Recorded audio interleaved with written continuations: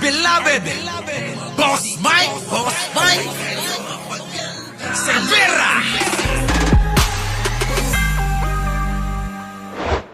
Mga kababayan ko, hindi magwawagi. Anumang kasamaan, ulitin ko lang, anumang kasamaan po ang binabalak at mga pagnanasa na pagpapabagsak kay Manong Bongbong natin ay hindi na po mangyayari hanggang 2028. Oh. Ganon po mga kababayan ko, ganon. Oo.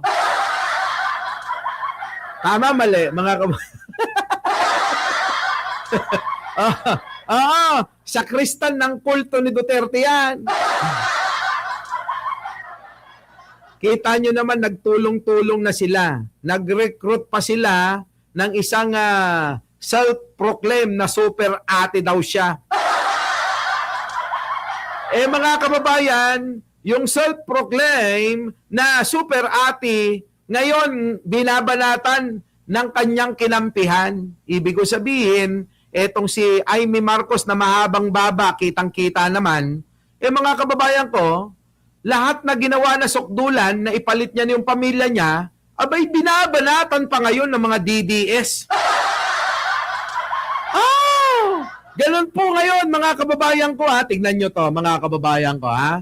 Nako, eto. Tignan nyo. Ayan, Inday Sara with tignan nyo mga kababayan, buhayin natin to. Kawawa naman yung kaibigan natin, nagiging irrelevant na. Marlica, sorry ha. Oo, tuloy-tuloy sana yung pamamayagpag mo kung hindi ako dumating uli sa social media. Kaya lang, yan nga lang yung sinasabi ko lagi sa inyo, ang laban sa social media, hindi lang puro bunganga. Ginagamitan ito ng matalas na isip at diskarte na natutunan ko sa aking mga karanasan. Oo, kaya kayo tignan nyo. Diba? Naisip nyo ba yung sinasabi ko sa mga matatagal na rito? Alam nyo yan. Ito na. Ultimo, mga kababayan ko, ultimo ho, si Manang Amy, nako, na pinagpalit na ho, yung pong kanyang pamilya, para ho dito sa kulto ni Duterte, wala na, oo, ngayon siya na ho yung binabanatan nila.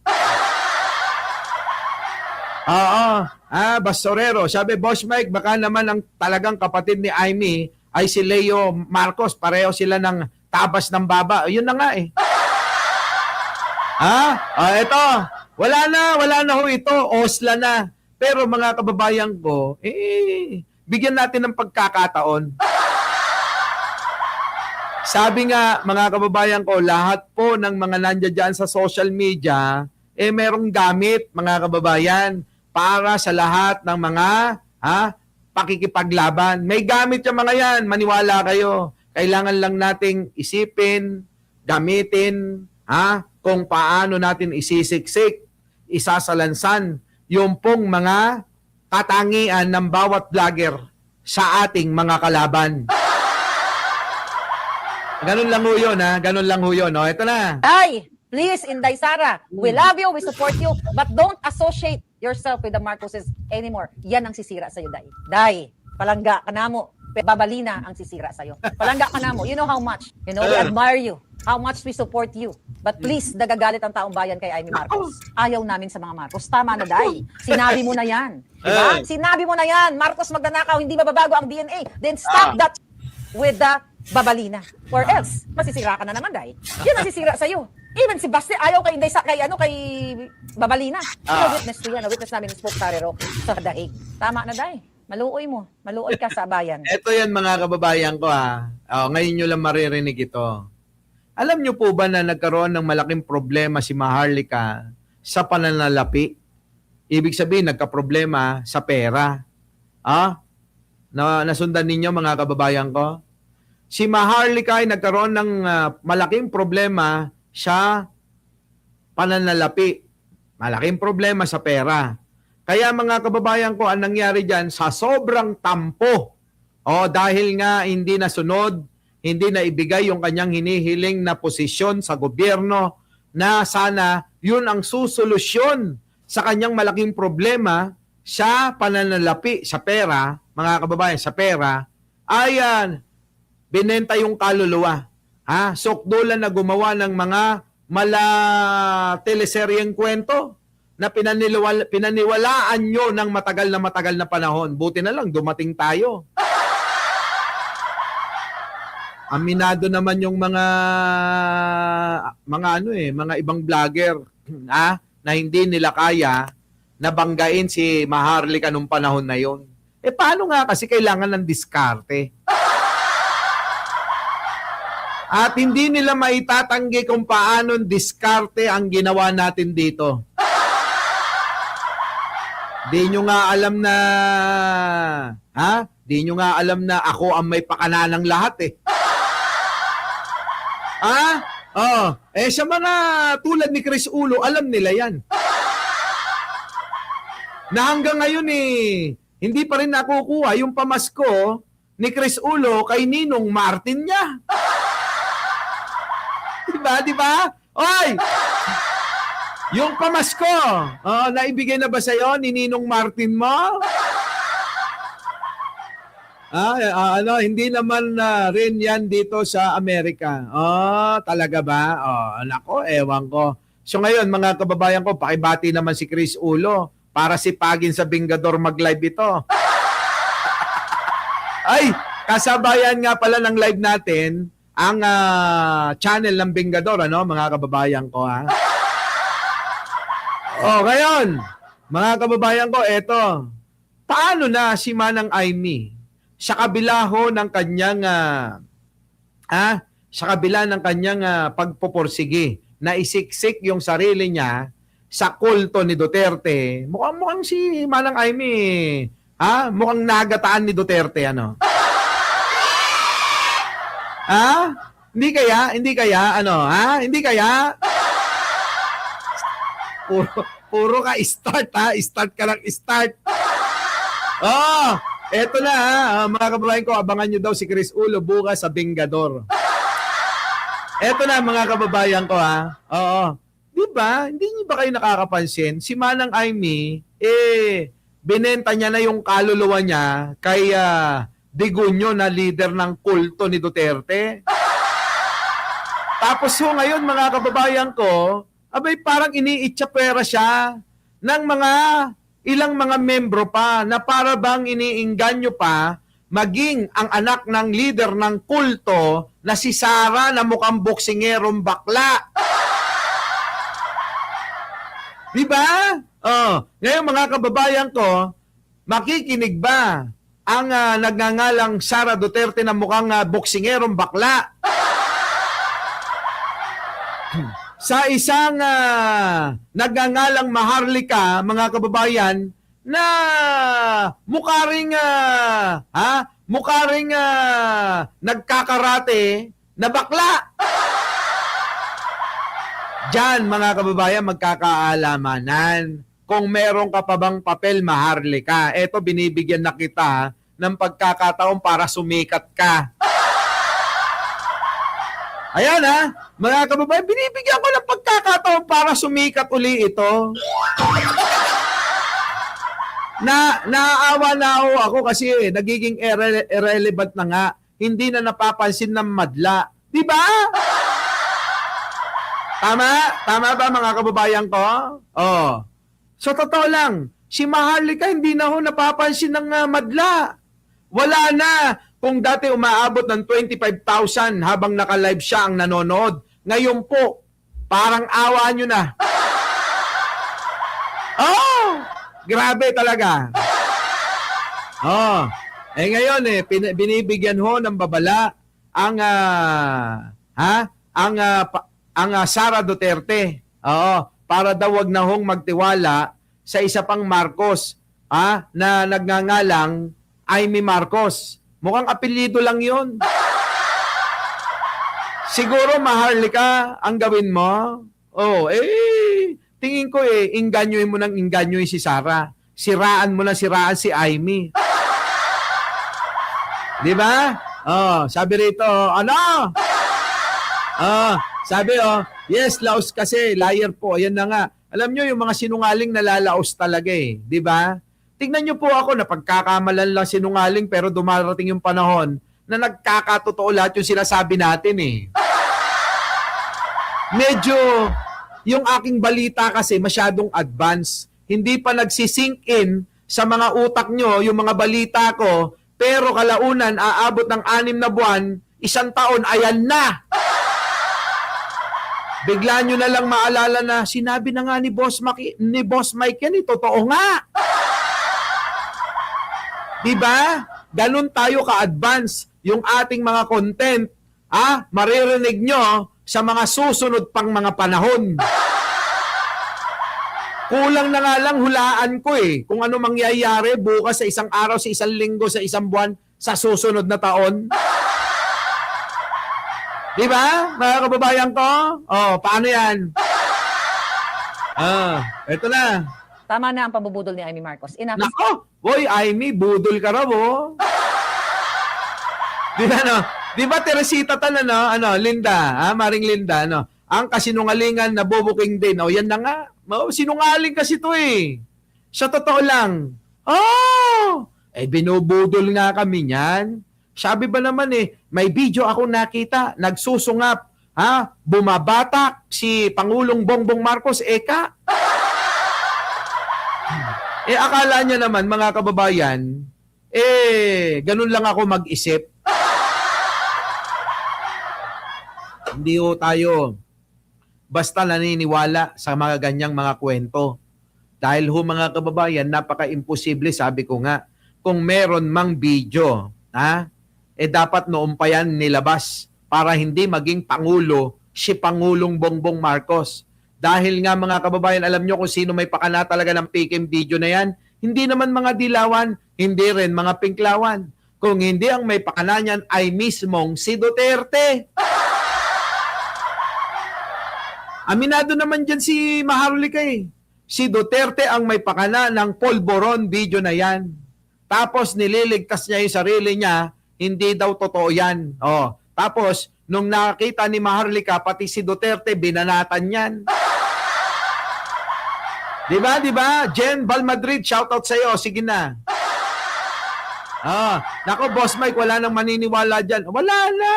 Sirang-sira na yung pangalan nito. Pero baka maawa kayo. Ako na yung humihingi ng awa para sana ninyo suportahan si Maharlika. Pero nakita nyo naman, di ba? Marami sana tayong bala. Sayang nga lang at yung dati niyang jowa magpapatotoo sana na tumawag nga sa akin live di ba? Humihingi ng tulong nung panahon na yon. Sabi ko mamaya na. Yung shota ni Maharlika, tropa ko pala. Grabe ka, Maharlika, yung ex mo. Grabe, daming kwento. Diba? Sino nakarinig nun? Yung shota niya tumawag sa akin? Sino? Ewan ko kasi hindi kayo updated dito kung lagi naman kayong wala. Diba? Lagi kayong wala, mga kababayan ko. Teka muna. Teka muna. Ayaw pa interview yung ex niya. Oo. Teka muna. Ito mga kababayan ko. Kung kayo updated kay Maharlika noon, nakaaway si Coach Jarrett. Ano sabi ni Maharlika? Yan si Mike Cervera, matino yan. Sa lahat ng vlogger, ako lang pinuri niya. Nakita niyo yan? Sino nakakaalala nun? Sa lahat ng vlogger, ako lang ang pinuri ni Maharlika. Ayan, ako na-watch ko yun, Boss Mike. Okay, tama? Ano sabi ni Maharlika? Yan si Mike Cervera, matino yan. Nagnenegosyo yan. Mabait yan, kaibigan ko rin yan. Diba? Kayo kapag ka matatagal na, napanood nyo yun. Diba? Ayan, alam nito. Sino ba ito? Yes, boss, dahil sa 200K, nabanggit yung pangalan ko dyan. Oh, ayokong mangialam nun kasi. Oo, ayokong mangialam dahil mga pare-pares na kaibigan, ganun ano. Bahala sila, away nila yan eh. Nabudol din ako, mabubudol ba ako niyan? Hindi ako mabubudol niya, Marites Musni. Oo, wais ini. Iba, iba ang utak nito. Oo. Wala ko, mga kababayan ko, malabo, oo. Tandaan nyo sa social media, hindi puro pera dapat lang, ano? Kailangan din ng makatotohanan at maging tapat sa mga manonood.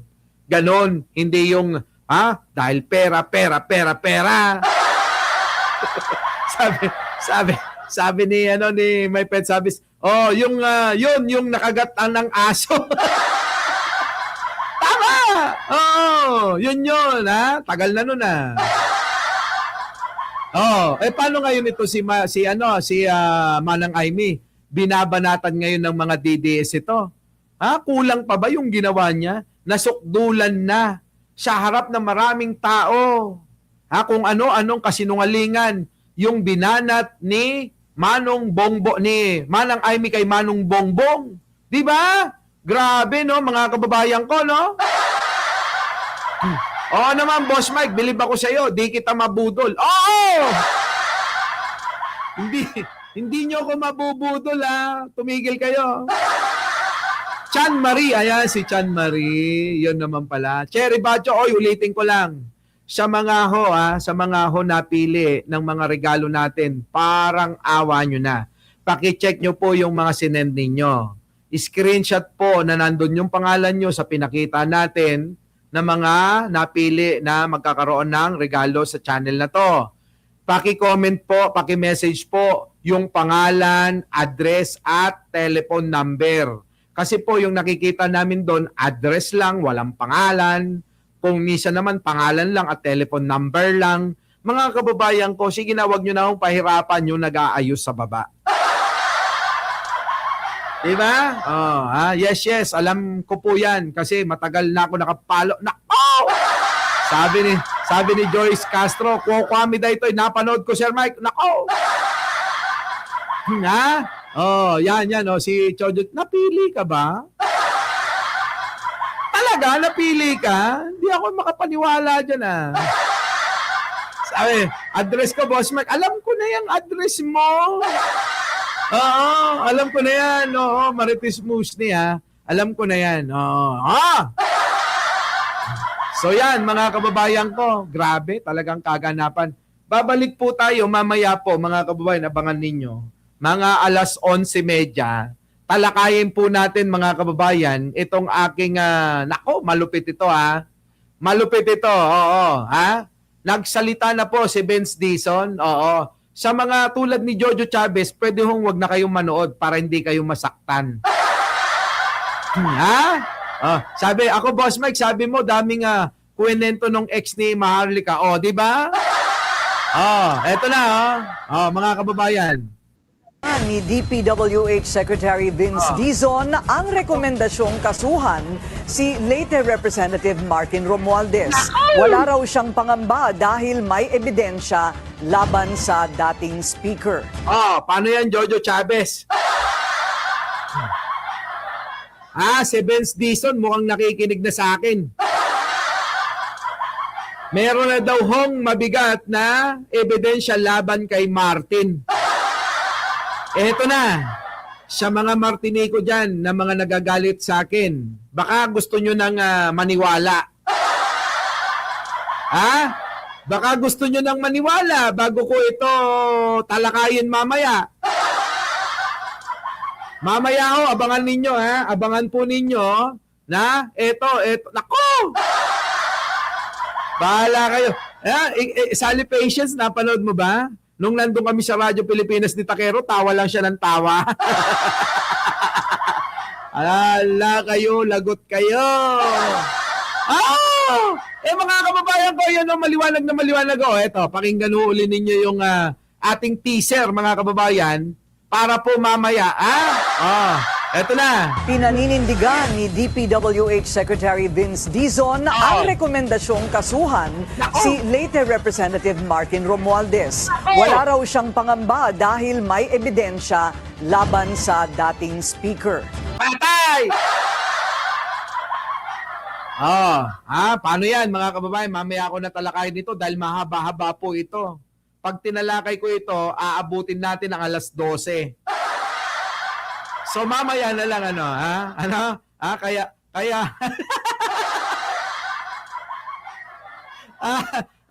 ka natatawa kay Takero. Hindi ba si Chris Ulo idol ni Ito na mga kababayan ko mamaya. Abangan nyo po yan. At yung pong mamaya talakayin din natin, ng China, Russia, Iran at iba pang bansa ang malawakang airstrike ng Estados Unidos at pag-aresto kay President Nicolas Maduro at ang kanyang asawa na tinawag nilang paglabag sa soberanya ng Venezuela. Nako, ayan na mga kababayan ko marami na hong mga nakikisimpatya sa presidente na si Nicolas Maduro sa kanyang pagkakadakip. Nako, sana nga, sabi nga natin, maghinay-hinay kayo. At mamaya po mga kababayan, may sagot si Trump, mga kababayan, matindi ho. Matindi ang sagot ni Trump dyan, mga kababayan ko. Talagang matigas, oo. Nako! Mamaya na ho yan, mga kababayan ko. At syempre, ang tatalakayin natin mamaya, anak ni Amy. Grabe, mga kababayan ko. Ang anak ni Amy ay nagkaroon din ng wish. Nandoon din ang pangalan sa wish ko lang. Wish ko lang. Wish list. Kung saan yung mga humihiling ng mga pondo para magkaroon ng mga proyekto kung saan-saan. Lagot, mga kababayan ko. Yan na, mga kababayan. So, paano? Kita-kita po tayo mamaya, Huwag po kayong makakalimot. Mga bandang alas 11:30 tayo mamaya magpapatuloy ng ating live! Our beloved Boss Mike!